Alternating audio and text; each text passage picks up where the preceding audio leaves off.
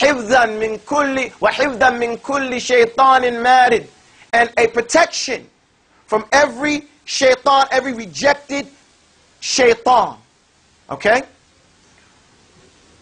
I forget what it says in Arabic. Astaghfirullah. But what it says after that is that duhuran, it says that they're outcasts. The shaitan, these outcasts, they're going to get they're going to la yaqdifuna. They're not going to be able to la yasammauna. Okay. They don't hear, they don't go to the sky and listen to anything except for their follow atba'hu shihabun thaqib, except that a meteorite or a comet comes after a fireball, fires after them and destroys them utterly. Okay? So what Allah is telling us in these ayat is that Allah has beautified the lowest heaven. And in the lowest heaven, when the qadr comes down and it's there in the lowest heaven, there are shayateen, there are jinn that go up to the heaven and they search to hear what's going to happen. They're listening.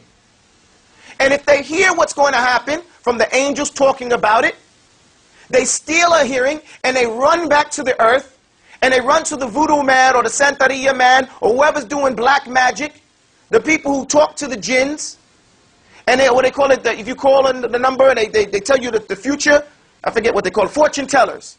They tell the fortune teller, they tell him what they heard and they mix it with 1,000 lies.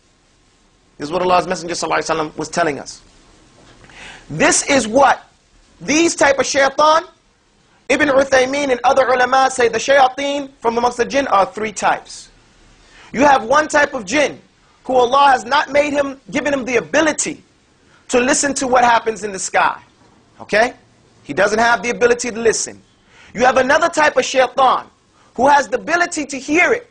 He snatches it and he runs away, but what happens? فَأَتْبَعُهُ شِهَابٌ ثَاقِبٌ. But he's followed by that meteorite. He's followed by that falling star, what they call in the sky, or the fireball in the sky, and this totally destroys him, blows him to smithereens.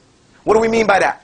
Ibn Uthaymeen, rahimahullah, he used 3 words. He said, haraqa, wa kharaqa, wa khabala. Haraqa means he's burnt to a crisp. Kharaqa means he's torn apart, ripped to pieces. And khabala means he's driven crazy. Ultimately, we would translate as he's blown to smithereens, this shaitan. And then there's the 3rd type of shaitan or jinn that snatches a listening of what's going to happen and he gets away with it. Okay? He runs back to the earth and he tells the fortune teller, he tells the man that does voodoo or santeria or whatever you want to call the black magic or any type of magic. Okay? So this is the one that is locked up during the days of Ramadan. Shufta kayf? During the days of Ramadan, these shayateen, and some ulama say all of them are locked up and chained down during the days of Ramadan. However, their being locked down does not mean that they don't yuwaswisu. It doesn't mean that they're not still whispering. It's only that their whispering doesn't have the same power, or it doesn't reach the people and have the same effect that it does outside of Ramadan. And this is for a number of reasons. One is because they're chained down. They can't get right up on you and do the whispering. Number 2, because the Muslim is busy doing the acts of ibadah tied to Ramadan, or extra acts of ibadah they can do anytime, but he increases during Ramadan. So the whispering doesn't have the same type of effect on him. Number 1, it's weaker because he's chained down. Number 2, he's fasting and holding on to the rites of fasting. He's extra in his dua. He's reading the Quran. He's keeping his mouth shut and not backbiting and slandering. Eyes down. So and he's giving charity. He's doing all these acts of ibadah, so it makes it more difficult for that weak whispering to have an effect on him. And then on top of that, what did we say? When doors in heaven open wide. During the month of Ramadan, the gates of Jannah are open. And the extra presence of all those angels make it even more difficult for the shayateen to do anything. So it's not that their whispering is not going on, as we can all perceive it. The scholars, rahimahumullah, they tell us we can feel this, the presence, and we can hear their whispering during this time. But like we said, it doesn't have the same effect that it does outside of Ramadan due to those reasons that we stated. Now, when he said, well, hold on, I see some brothers go straight crazy and go off and act like they got a shaitan living with them. This is because another reason. We said all good from in Allah, right? Any good that comes to you is from Allah. And any evil that comes to you, from in nafsik, then it's from yourself.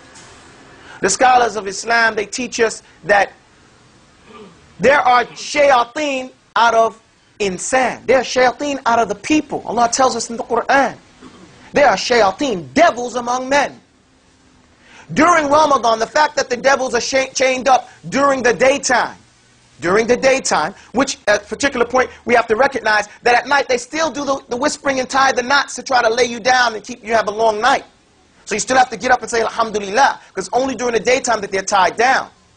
But Allah is teaching us, and the ulama after that teach us that during the daytime these devils, they're locked up, and there are shayateen amongst the men people, amongst the humankind. And amongst them, some people are disobedient. They're just disobeying Allah absolutely. Then there are also people don't have an excuse for the things they do in Ramadan, because it's not the shaitan. It's, as some ulama say, it's their own stinking souls. They're just nasty, despicable people themselves. Or they say rotten people. And this is something that is wadah, that is clear, because as we said, during the daytime, the shayateen are locked down. So this is the reality that we want the brothers to understand with regards to the shayateen during Ramadan. They are chained down. But it doesn't mean they're chaining down, doesn't still allow them to whisper. Those people also, I missed the point, that get affected by the shayateen, it may be that they have included in their acts of worship bid'ah, innovation, meaning they're not doing the act of worship the way the Prophet ﷺ told us to do it.